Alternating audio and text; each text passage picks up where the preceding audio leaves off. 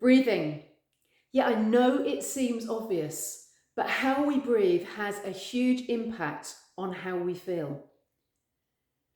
Breathing is one of those subconsciously managed things, which basically means we don't have to think about it. But the subconscious part of the mind is also responsible for monitoring your emotions. So if it senses a change in stress, it will change your breathing, which is why when we're stressed, we tend to breathe more rapidly, more shallowly, and our heart rate increases.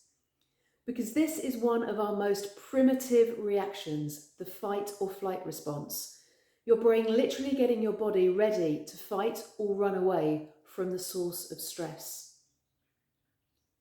But we can consciously override that, because often the source of stress is something you can't run away or fight, but you can control your response to it. And the way to do that is to take conscious control of your breathing.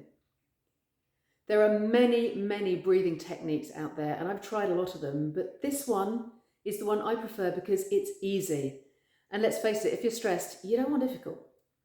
And it's simply controlling each out breath. Every time you breathe out for longer until you literally can't breathe out anymore.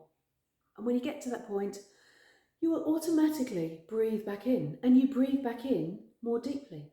And when you breathe out for longer, your breathing then naturally becomes deeper and deeper.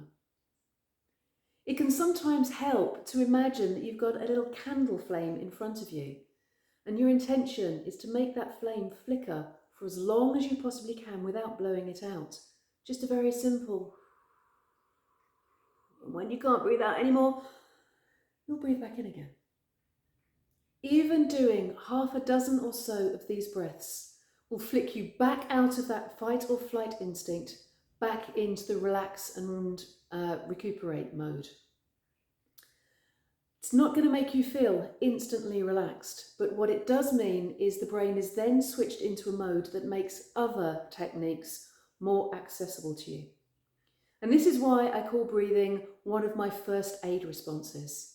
It's that initial thing to get you over the crisis until the longer term treatment can come into place. What I encourage you to do is to practice this when you're not stressed.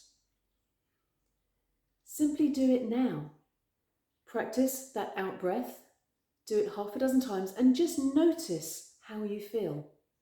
And the more you practice it, the more easily you will be able to access it at those crisis points when you're really going to need it.